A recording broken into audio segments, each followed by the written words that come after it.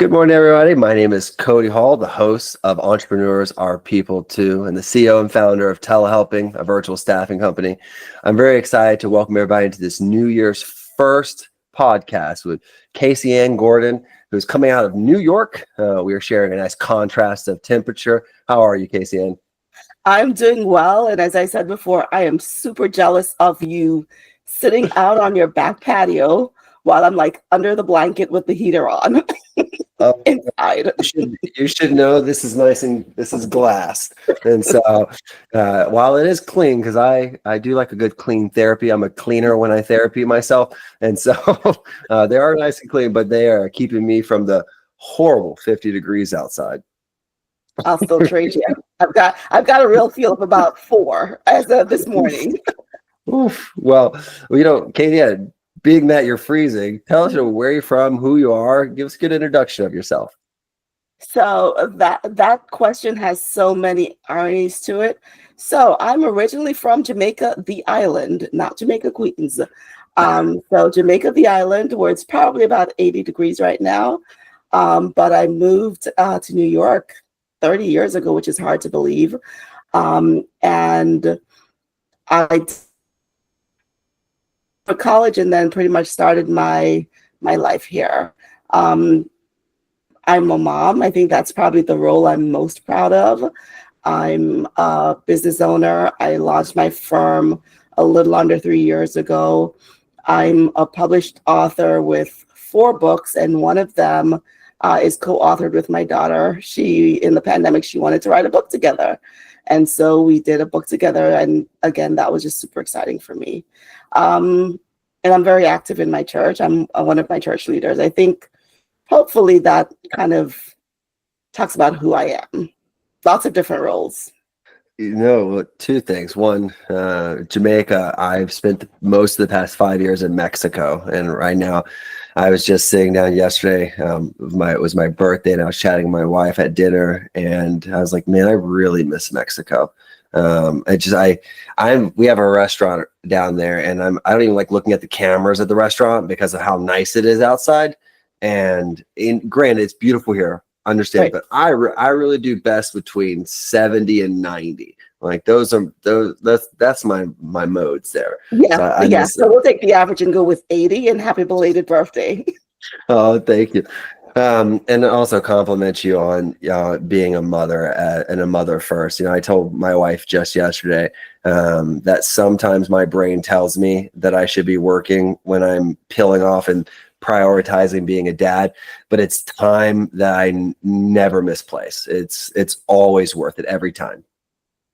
So I heard that your kid is about 2. Is that correct? Yes, ma'am. So mine is 12. And I can tell you, I'm looking at her and I'm like, who's this young lady? It happened slowly but quickly. I don't know. Have you ever heard the saying, the days are long and the years are short? Yeah. I'm living it every single day. I'm like looking at her. I'm like, there's a little grown up inside my house. And I'm like, who are you? So enjoy it. Enjoy every single moment of it. I think I just was talking to my wife about that yesterday, and I said, wow, my son's 2 years and 3 months, and I feel like they've been a blink. And he's such a beautiful person. Like, he's so loving, and he doesn't talk entirely yet. He's stuck between 2 languages, and so English and Spanish. And so he's a primary Spanish speaker, but he has English that I give him every day. And but it's just so, like, he's just so cute, and he just has the biggest heart. Like, I'll cough and he'll rub my chest, right? And like, he'll be sitting there playing on the floor, and he'll pat on the ground, and he'll say, "Ben," right? And he'll say, which is Spanish for "come," right? Get over here. And so, as soon as I get over this podcast, I have a whole hour slotted just to see how they're doing this morning and hang out with them. And it is never poor spent time. No money can outdo the amount of time I've been able to spend with him. I'd say, again, because it did not start off this way for me, that will be one of your best investments. And to be able to watch a little person become a big person and still value you and want you around. And I'll jokingly say, you want him to speak, be careful what you wish for. That's my mother was like, listen, you when they're not crawling, you want them to crawl. When they're crawling, you want them to run, and when they're running, you want them to go back to crawling. But just go back to like, stop talking for a little bit. Can you just stop for a little bit? So It'd be beautiful to be able to all the seasons. rewind. Yeah, I agree. Let's rewind back to those little cute seasons, and you know, being that we're both family people, right? I want to, chat about that. Oftentimes, I was telling my wife just recently, because we've been spending more time in the States because we have boy number 2 coming in the spring. Congratulations! Yeah, and then I'm done, 2-0. So, one thing that I've realized about being back in the United States is my mentality towards work is so different here. And in Mexico, I have more of an island vibe. So like, I'm just like, I don't really, I work hard is all I know, but I don't have to work so hard for all the essentials. Right. But back in the United States, I felt like an immediate need to like excel again. Right. I have to do so great. Everything has to be so big. The revenues needs just so high all the time. And it's such a different environment. It's something she highlighted. That's such an interesting perspective, right? The cultural shift. Plus, I mean, if I were to guess, Mexico is not as expensive as it is in Napa, right? So then that triggers other thought processes of need to make XYZ to cover the expenses, which looks very differently when you were in Mexico. So yeah, very interesting. Again, just the culture to work is very different in the United States than it is anywhere else in the world, I would say. Yeah, I think I wear less tank tops here too. It's horrible. Cody, remember, you're in your backyard with your back patio, like in a little t-shirt. This is true. I can still see green leaves. Okay, I've got 6 outside my window. Perspective, I agree. And speaking of physical locations and everything, so New York, right? From Jamaica, talk about that move. Talk about that transition for you, that immigration process, and finding your way in from Jamaica to the American system. So I was 15, about to be 16 when I started high school. So I actually graduated high school in Jamaica. So their school system basically goes to 11th grade for high school. So I graduated there, came here. I thought I was just too young to go to college straight off the bat, although I could have. I decided to do another, what my intention was 2 years. They put me back so far that it would have been 3 years. Started school and I was just excelling at everything. Ended up graduating first in my class, got a scholarship to Queens College, which I'm still very grateful for. And was able to complete all of college, my undergrad studies, without student loan debt, which now in hindsight is absolutely amazing, because I see so many people leave school with an enormous amount of debt. I was blessed in college with an internship that allowed me to start working at UBS, which again, I look back now and I'm like, wow, definitely the start of my career. Went into public accounting from there and got invited back to UBS, which is where I spent my time from 2005, after I became a CPA, to 2019. Like, who stays in a role that long these days, right? Yeah. So being able to spend all that time there learning how to work with clients, learning how to help them navigate all the things. So the transition from Jamaica to the US was not, I don't know, I think it's just the thing that we did, because my mom moved here at the same time. My dad had already lived here and my cousins were here. So it was kind of nice, actually. It wasn't really hard. And I think it was that perfect age that everything just kind of allowed me to move into the next thing of what I needed to do. That's great. Yeah, the transition into the United States is one that is a challenge for many people. My wife immigrated to the U.S. and she had to navigate college and education, going into a high school, and she spoke zero English, right? and so she had to navigate that. But that's, spoke about the opportunity you had, which was from hard work of getting a scholarship to Queens into college and not having that debt straddle you. I oftentimes think that when I speak to people who I grew up, because I kind of sit on the fence in this world between two sides of, a very conservative world and a very, progressive, liberal community. And I see both sides of it. And so Right. oftentimes what I see is the side of people who don't understand college debt the most is the conservatives. And so, because I don't know if it's a lack of understanding of finances or if it's a lack of understanding how the college debt system is set up to burden people. And so being stuck with, debt that is going where the interest rate is outrunning your ability to pay it off is something that is, I wouldn't say it's impossible, but it's highly improbable that oftentimes people are able to successfully overcome and pay it. Yeah, it definitely makes it extremely difficult as you are starting out, right? And again, seeing it now from a different perspective, because I worked with ultra high net worth clients in my former life.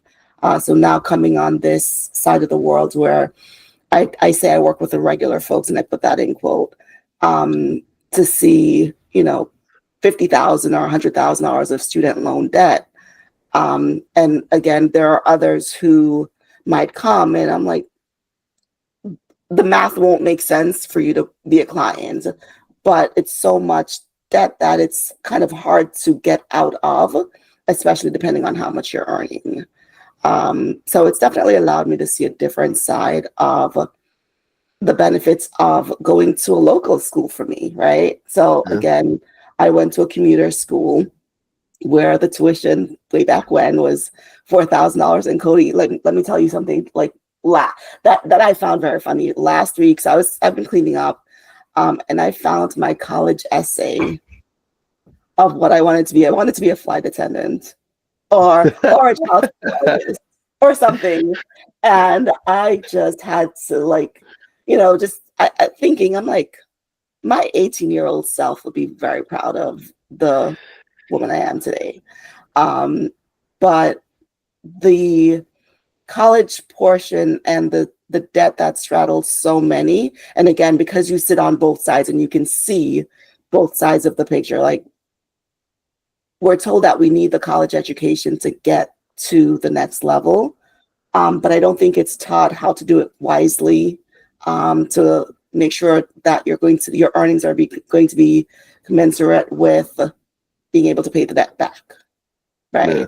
So no, I think that's a piece there as well. It's when you're going to school, it's like, hey, listen, super excited that you're going to study, South American studies at Berkeley, right? And get $300,000 in debt. However, let's talk about what that degree is going to be able to do for you. What are you planning? And so, and that's an element, we talk about risk reward. I day trade. And so, there's an element to every time I make a trade where I'm like, cool, I'm risking this amount to get this amount. And I feel like when you're going to school for a fine arts degree and you're getting $300,000 in debt, right? The world needs fine arts. I agree, right? However, I think that there needs to be some reform around what we charge for fine art degrees, right? And maybe different degrees cost different amounts, right? And so, based off how their rate of return is going to look for the jobs it will suit you for. I never thought in this world that I'd be an entrepreneur, right? I came out. Right? It's like I never thought, I did think I didn't like working for people. I always thought that ever since my first job. I hated having a boss. But when I joined the military, I was like, well, I don't really do so well with people telling me what to do. And so when I go to college, I was like, I just really want to work for a good company for 20 years and be done. Like, give me a job at UPS and management, and then I'll retire in 30 years with a pension. Like, give me that. That'd be nice. And then it just kind of led to this path of, I wound up living in Mexico, running a company in a foreign country, right? And so it couldn't draw a straight line, but it wasn't my degree that got me there. My degree, it helped. It provided perspective. It provided the roundness that you need to be a business person. I think it saves you some pain, gives you some intelligence there, but it didn't gear me up for it, right? And ooh, I've got questions. I know you're interviewing me, but I've got questions. So you said you did not like working for anyone, and you figured that out with your first role. But do you think that having had that experience of working for someone else, just like you're talking about, the college degree didn't actually help, but it really, really helped, right? Do you think working for someone else allowed you to do what you're doing better today? I am a summation of all the poor leadership that's ever represented me. And I used to say that when I was in the military, Right. And I used to always collect little nuggets from all these different people who were in charge of me, of the leader I did not want to be, right? And I didn't have an idea what leader I was going to be, because who knows what type of leader you're going to be, right? Until you become that leader. But I knew what I wasn't going to be. And I think that's what I took from all my my time working for different people. I was like, oh, I'm not going to be that person, right? I'm not going to be the do as I say, not as I do person, right? I was going to be an example-based person, right? And, I always, took from the perspective of when I was in the reconnaissance teams, we were always very friendly with each other as long as we did our job, right? And as long as we were all pulling our weight, we were able to be very kind to each other, and we were able to have a professional relationship. And so I like that. And so I incorporated that into my leadership. But, I always thought when I first became an entrepreneur that everyone should be an entrepreneur. Like, wow, like, why doesn't everyone do this? This is great, right? Some days. And then I realized that there are people who are entrepreneurs, and it's really difficult to be an entrepreneur because there's a struggle, and it's like a flow. It's like the market, right? Right. There are days where being an entrepreneur is the best thing in the entire world. And then you get to go hang out with your kid for an hour after this, all right? Right. Yeah. And then there's days, where you cannot see the light. And there's just so much over you. Like, the first week of this year, it was like a cascade of, with clients canceling, bad market days, trading. It's just like, wow, this is horrible. Like, I was like low key depressed. I'm like, my wife's like, you need to go exercise or something. Like you're just having a bad. Don't sit here and looking at all the screens. Yeah, I'm just sitting here. I'm like, oh man. And so, yeah, there's different types of people, and I don't think everyone is suited for either one. There's entrepreneurs right now in career roles that should be entrepreneurs, and there's entrepreneurs right now that should be in career roles. And sometimes those people are the same people. Right. I mean, depending on the day, right? Yeah. I think to answer the same question that I asked you, I wouldn't say that I only picked up the things that I did not want to be. There were quite a lot of good things too, that I got to see how the business was run in a way that made sense. So I think if you do that, and if you see it that way, you don't have to make some of the same mistakes that the person before you did. Like, it saves you some of that headache. So that's kind of why I asked you that question, because I think there are multiple sides to, maybe I don't want to be that type of leader, but there are some leaders that have some good qualities that you can take from, which I definitely experienced that. with in terms of how to take care of clients, how to make sure, the client gets what they need.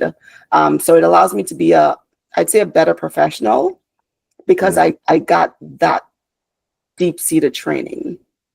Well, I'm gonna, stick with the mentality of the faces and being edgy, right? We're not edgy on purpose, but sometimes we still let things out there. I saw this movie, and the professor was posing to his students, like, okay, close your eyes. It is 1939. We are in Berlin, Germany, right? And he's like, who are you?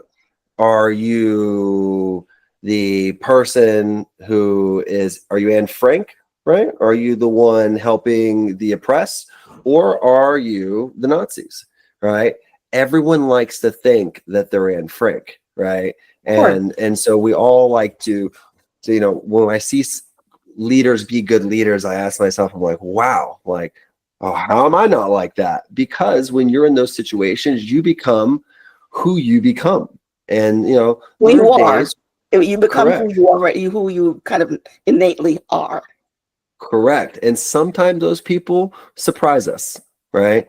Who we are in situations isn't exactly who we had planned to have been or have hoped to have been. And there's been moments in my leadership time frame, although I consider myself a great leader, where I've surprised even myself by my own behavior. Right. And I was like, I expected better from me.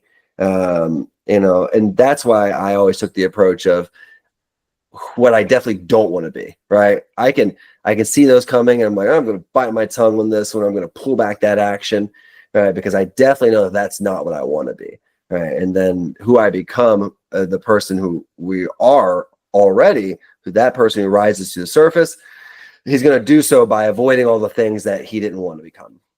I can see that perspective. Yeah. And so that's I think that there are people who just have it so easy being good. Some people who manage to wake up every day and being nice is just, how they go through the world. But also, you can't always be nice. Sometimes life doesn't put you in a circumstance to be nice or to be your best self. You have to train your best self to come out. I agree. And so, talking about best self and helping people find that best self in the finance side of the world, talk with me about your process with your clients.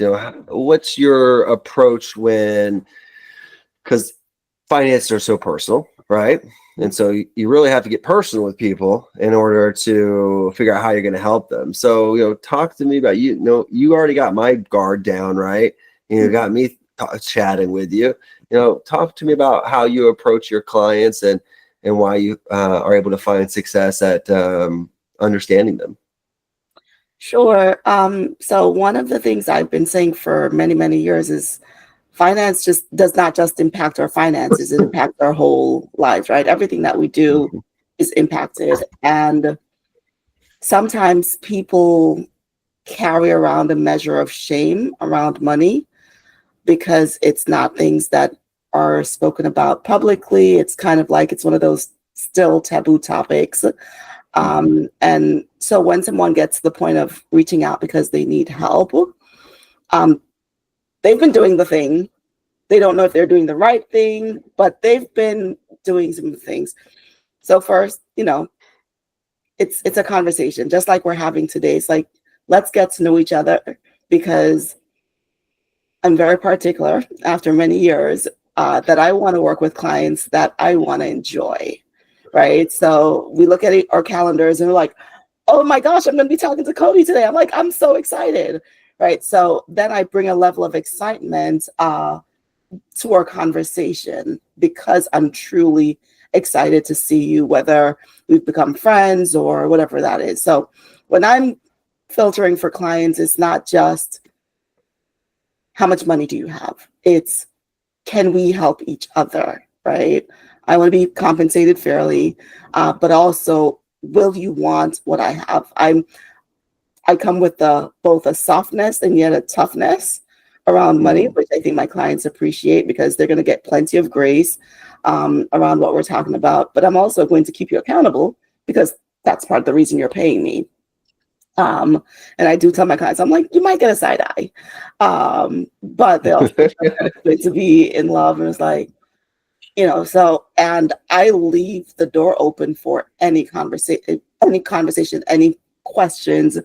And some of my clients will say, like, I feel like I just had a therapy session, or this goes hand in hand with, my therapist, because we're talking about all the things that are important to them around their money that they might not have had a space to talk about before. One example was a client yesterday, and she said, you know what, again, this goes hand in hand with the conversations I'm having with my therapist, because it's not just your therapy questions isolated or in a silo from your financial questions. They typically go hand in hand with how you're showing up in both parts of your lives. And I'm like, listen, there's nothing that's off the table that we can't discuss. So I try to make it fun. I have a policy. We're not going to cry over spilled milk or what you didn't know how to do before. So let's figure out how to fix what you need to do, if that's the case, and to do that for you in a way that works for you. No, that's great. And I find myself in a very similar circumstances with my clients as well. Mm-hmm. And there's a degree that my clients have. We work with a lot of CFAs, and we work with a lot of small business owners, oftentimes single lawyer practices, single accounting practices, or single CFAs, which most of them are single, like individual shops. And what's crazy about those relationships and being in my business is I feel like I'm responsible for their business some days, because when people hire through us, and oftentimes they're making a decision that it's a considerable investment. So we're spending $1,500 a month on a full-time person. Like, full-time, great, $1,500 still a lot of money. And like, find that right person to me is so important, because I'm like, I know what they really need, but I also know that they want something. And right. there's a balance between that. And I always have to tell my team, because my team is like, they've done it so many times at this point, right? They're like, oh, Cody needs this person. This person would be great for Cody. They're like, yeah, but Cody also put these requirements in. This is what Cody wants. Like, these aren't bad requirements. However, we have to balance with like knowing what they need and understanding what they've expressed that they desire. And so there's always that tug of war. And so, but being so intimately invested in so many small businesses, it's like when they don't do well, it bothers me. And so I'm attached to them as well in that regard. So it's like that back and forth pull. Exactly. Because if someone's paying you for your services, right, and you're showing up and you want to do the right thing for them, you're going to feel like it's your responsibility. Like, I don't think either of us are the type of persons where like, yay, we're going to collect the fees and not do anything. No, I'm like, listen, you're paying me, and it's not like inexpensive of what you're paying me. So let's do this work together. Let's get you to where you want to go. Let's figure out the goals together and do it hand in hand. Yes. Yeah, I do appreciate the I think most of my friends in this world I work with. And so I know a lot of clients. I get to connect now with a lot of folks through our podcast, and it's really great to be connected with people and then see how they continue to navigate their world, and that you get that close experience with the clients. And so is there a particular part about you and your particular practice that do you focus on a certain client type? Is there something you dial in? Tell me about that. So I shared with you, at the very beginning, that I'm a faith author. So when I was leaving corporate, I was going through coaching, and he's like, you should combine faith and finances. I just published my first book, and I'm like, I never ever heard of anything of the sort. And some months later, I was talking to another coach who I'd become friendly with. And he said, did your former coach tell you that you should be combining faith and finances? I'm like, he did, but, and the more networking I did, they're like, what sets you apart from other financial advisors that we meet? We're meeting, like everybody's coming in here as a financial advisor. What's setting you apart? And I had to dig a little bit. And guess what the answer was? The faith component. So now I work with primarily women of faith who need help in their finances. The conversations are not performance driven, they're life driven. There are things that are going on. We're pausing our conversations to pray through things together. And it's such a beautiful and fulfilling aspect of what I do, not just around somebody's money, but know that I can impact their whole lives. And there's such a visible difference when we're having a conversation and there is a moment of stress or tension around something, and we stop and pray. And it's like, ooh. And there's always such a gratefulness of the prayer that was said and just how we move on from that part of the conversation. So it's been quite a blessing for me to be able to experience. It's been quite a blessing to recognize that there are so many aspects of financial planning and being a CFP and a CPA, but to know that I can show up as my whole self in a client meeting. I'm a mom, and like, see my daughter's picture back there. But my clients are also caring not just about me as a financial advisor, but how's your daughter doing? Like asking. That makes a world of a difference for me in terms of who I work with as well. Kaysian, that's great. And I think that's, faith and money are so closely tied, right? I always say, you show me a person's credit card statements and I'll tell you where their priorities lie.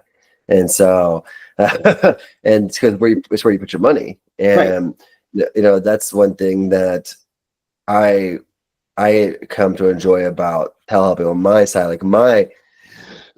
Like my religion is business, right? I love entrepreneurship. Like I found that most of the time when I left a company, I left it because the entrepreneur was gone. We got too big or got too corporate, and it was time to exit. And I found that when I've reorganized telehelping to go the direction I wanted to go, and I'm focused on small business, I get to work with my people every day. Right. Because your people are finding you, right? Right. You're literally like you're showing up as yourself, and the people that you want to work with will find that because they see themselves. And I find so much reward. I work with people who know it, and I'm sure you have those clients like they know what they're doing. Like they have their finances dialed in, right? And these folks, they have their businesses dialed in, right? Those are great people, and those are awesome clients to have. But I really love those entrepreneurs who are figuring it out, right? And then I get to be a part of the figuring it out phase, right? I get to be there. I get to consult with them, and and I'm sure one day it will be too big for me to do this, and maybe I'll make it a whole new job for somebody to have a business consult to work with our clients. Right. But it's so great right now to sit down with them and like hear them, feel them, talk about their struggles, where their headwinds are, what they're trying to accomplish. Because I'm sure, like you have people who come to you and they're like, I need Kaysian, I need you to tell me what to do. Go in this direction. I need you to fix it. Like, help me fix this. And sometimes I'm like, ooh, you know what? I don't think virtual assistance is going to solve your problem. I'm like, I don't ever want a job that's not a good one for us. I don't ever want a client that's not right for us. And I'm sure you're like, I'm going to solve all your problems. And then that's not the case, right? You're just going to, I've never been that person, but I'm sure you get that all the time. Like, I need you to help me fix this. You're like, I'm not that solution. Let's figure out what the solution is though. Right. Yeah, no, absolutely. I like to say not everyone is your client, and that's okay. The key is to make sure, at least for me, is I can help you to solve your problem, whatever the problem is, and that we're going to enjoy doing it together. That's great. That's Yeah. great, Kaysian. Well, Kaysian, we're coming towards the back end of our time together. And so we've chatted a little bit about everything on the business side and the personal side. But tell me, how does someone get in contact with you? Tell us more, the more the granular business aspect of your details that people need to know to reach out to you so that they can see this and say, I need to talk to Kaysian. Sure. So, especially for women, I do work with everyone, but my heart is very soft towards women who are looking for, I think I'm doing it okay, but I'm not quite sure. I need to understand what the full picture looks like. How do I navigate to the next step? How do I get to level up in what I'm doing in my finances, whether, I'm 40 years old, 50 years old, or getting closer to retirement? How do I make sure that I'm on the right path for that? My website is not fully my name, but my name, KaysiGordon.com. So it's KaysiGordon.com. And then my email is very creative. It's Kaysi, Kaysi, at KaysiGordon.com. So those are easy ways to find me. I have a blog in addition to my the business that I'm in. I still write a weekly blog, which is, I think, going on 9 years this year, which is wild. Wow. I've never done anything that consistently for that long, weekly. So I have a weekly blog that I publish, and just sharing lessons that I've learned about faith and the journey and obedience, all the things that my book is about. So those are the ways to find me. Oh, okay, that's it. Wow, 9 years weekly. I mean, still to this day, the most thing I've ever been committed to has been the Marine Corps, and they made me show up, and so so that is great, the proud. very close enough. I was very proud. It's just like, I'm also an entrepreneur, and I was at 18. I just didn't know it yet. Right. Yeah, Well, sometimes it takes a while to show up. Mine didn't show up until 40. Hey, was it Vera Wang didn't do her first dress until 40. Harrison Ford and did, Home Depot, all these is 40s, 50s. People think that just because the entrepreneur whim is for the young, it is a person, right? It just sometimes takes a little bit longer to defrost. It's a person, and again, because I'm always wearing my financial hat, there are some things that if you can avoid making those mistakes because you don't have the knowledge for it, go work for someone else, at least to start, because then you can learn certain things.